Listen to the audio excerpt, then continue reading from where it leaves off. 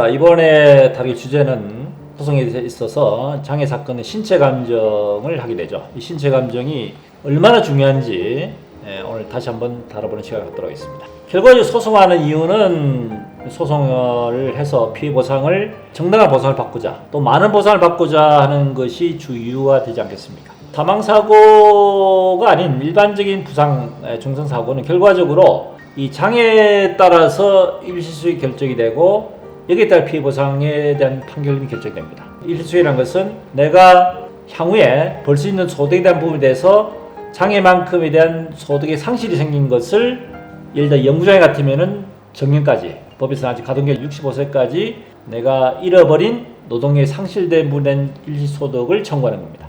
그럼 결과적으로 장애를 어떻게 인정받을 것이냐, 장애를 영구장애로 인정받고 장애를 잘 받느냐에 따라서 결과적으로 소송 판결 금액이 높아질 수밖에 없지 않습니까?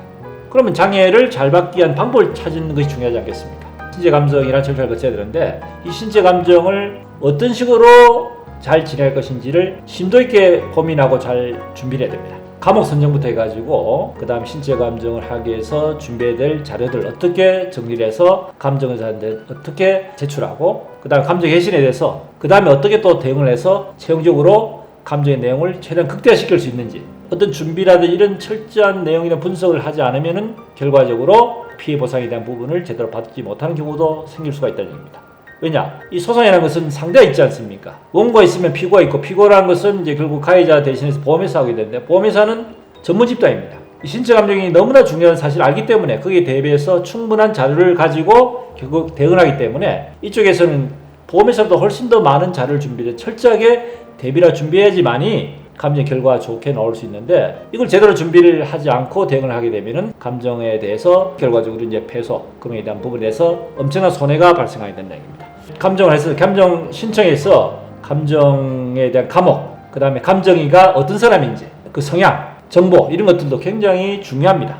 그리고 감정을 신청할 때 자료를 잘 분석해서, 의료 기록을 잘 분석해서 유리한 내용에 대한 것을 잘 어필해서 감정의 회신을 잘 받을 수 있도록, 이런 것들을 해야지만이 말씀드린 결과가 좋게 나올 수 있고, 그 결과에 따라서 판결이 잘 나올 수밖에 없습니다. 그래서 신체 감정에 있어서 의료적인 경험이나 지식이 풍부한 전문가를 잘 선택할 필요가 있고, 또 교통사고를 전문하는 이런 전문 변호사 선택도 굉장히 중요합니다. 소송을 하는 이유가 그 많은 비용을 들여가지고 그 오랜 기간 동안 싸워서 어떻게 보면은 교통사고로 인해서 이런 중대사고가 평생에 일어나봐야 한 번 이상 일어나기 어렵지 않겠습니까?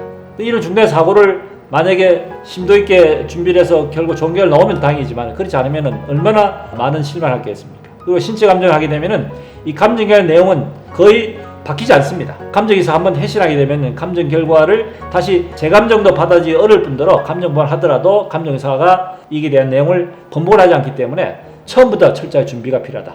의료 지식이라든지 경험이 풍부한 이런 변호사 선택이 중요하다 하는 말씀을 다시 한번 강조해 드립니다. 자, 오늘 이 시간에는 신체 감정이 왜 중요한지, 어떻게 대비해야 될지에 대한 부분을 한 번 더 다루는 시간이 되었습니다.